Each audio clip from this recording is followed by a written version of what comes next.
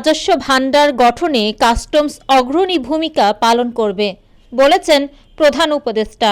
দেশের অর্থনীতির ভিত মজবুত ও শক্তিশালী করে সমৃদ্ধ রাজস্ব ভাণ্ডার গঠনে বাংলাদেশ কাস্টমস অগ্রণী ভূমিকা পালন করবে বলে প্রত্যাশা ব্যক্ত করেছেন প্রধান উপদেষ্টা প্রফেসর মোহাম্মদ ইউনূস।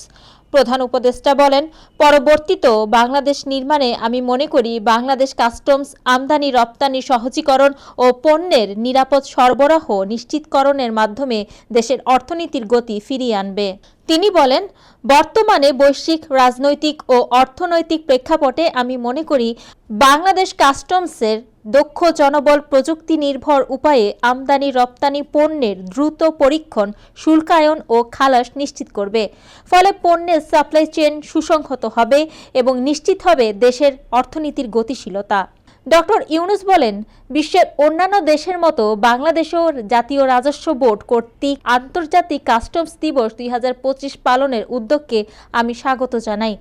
বাংলাদেশ কাস্টমসের কর্মকর্তা কর্মচারী, সেবাগ্রহীতা ও অংশীজন সহ সংশ্লিষ্ট সবাইকে আন্তরিক শুভেচ্ছা জানিয়ে তিনি বলেন, আন্তর্জাতিক বাণিজ্যের প্রসার, বৈদেশিক বিনিয়োগ বৃদ্ধি, দেশীয় শিল্প ও বাজার সুরক্ষা সহ দেশের অর্থনৈতিক কার্যক্রম অব্যাহত রাখায় বাংলাদেশ কাস্টমসের অনন্য ভূমিকা রয়েছে।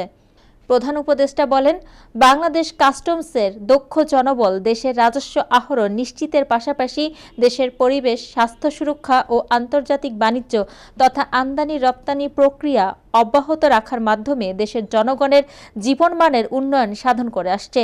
এ প্রেক্ষাপটে আমি মনে করি কাস্টমস দিবসের এ বছরের প্রতিপাদ্য customs delivering on it's commitment to efficiency, security and prosperity অত্যন্ত সময় উপযোগী ও গুরুত্বপূর্ণ।